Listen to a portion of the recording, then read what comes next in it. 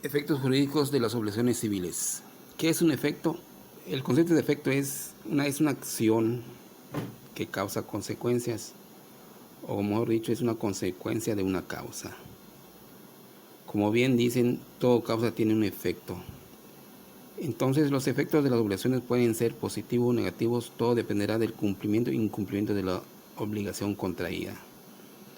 El Código Civil Federal establece que el cumplimiento en su artículo 2062, pago o cumplimiento es la entrega de la cosa o cantidad debida o la prestación del servicio que se hubiera prometido. Es decir, es la principal forma de cumplir con una obligación es el pago. El pago produce un efecto en la obligación que consiste en terminarla. La obligación se extingue cuando se le paga lo pactado. Además, hay otros artículos del Código Civil Federal que dice: el pago puede ser hecho por el mismo deudor, por sus representantes o por cualquier otra persona que tenga interés jurídico en el cumplimiento de la obligación.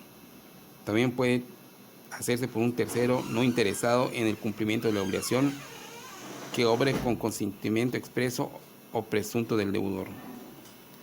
Puede hacerse igualmente por un tercero ignorando al deudor, y por último también puede ser contra la voluntad del deudor. Así como se vio, la ley se prevé en los artículos anteriores establece diversas formas de cumplir con el pago de una obligación, aun cuando el deudor no esté de acuerdo.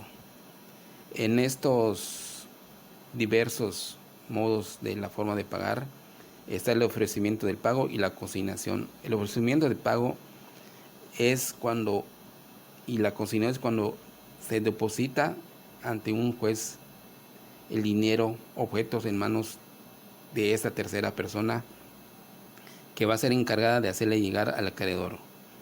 Es decir, no es el deudor quien paga directamente, sino que recurre a las autoridades judiciales para que sean estas quienes hagan el pago y se cumpla con la obligación.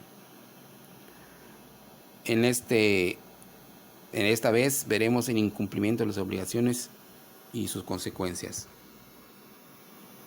Ahorita veremos el incumplimiento de las obligaciones y sus consecuencias.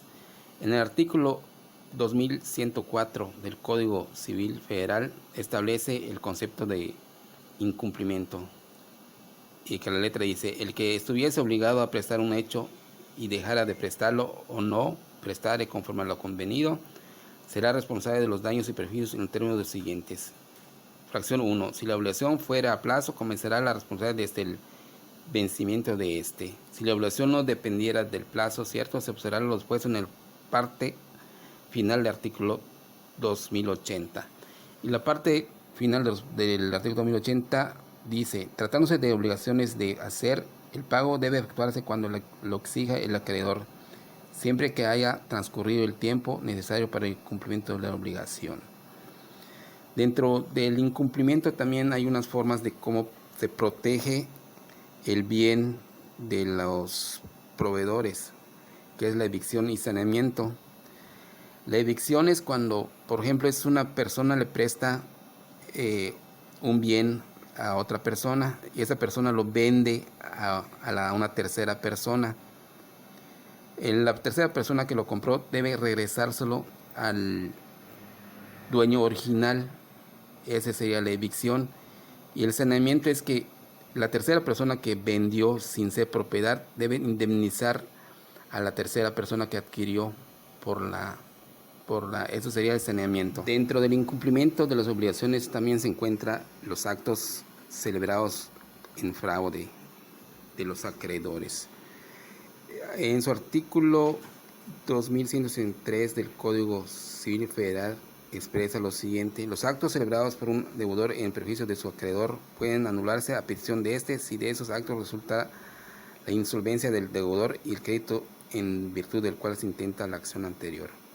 Eso es decir, en otras palabras y mediante un ejemplo, es que si el deudor, al querer pagar su deuda, vende de manera fraudulenta, como se indica, sus bienes en menor precio para que así evite pagar al acreedor. Entonces, mediante la justicia se puede amparar el acreedor para que esta venta se anule. Igual dentro de el incumplimiento de las obligaciones se encuentra también la figura de simulación de actos jurídicos, que en el artículo 2180 lo establece del Código Civil Federal. El simular significa representar o hacer creer algo que no es verdad. Desde el punto de vista de derecho, la simulación se refiere a que determinados actos jurídicos pueden ser simulados en todo o en parte. Cuando un acto jurídico es irreal, es decir, nunca existió, se recibe el nombre de simulación absoluta. El acto que se realiza de una manera aparentemente falsa, pero que esconde una verdad, se llama simulación relativa. En el artículo 2180, como se mencionó anteriormente, establece que es simulación.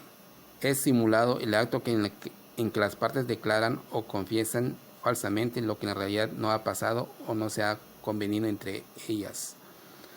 También en el artículo 2181, la simulación es absoluta cuando el acto simulado nada tiene de real. Es relativa cuando a un acto jurídico se le da una falsa apariencia o que oculta su verdadero carácter.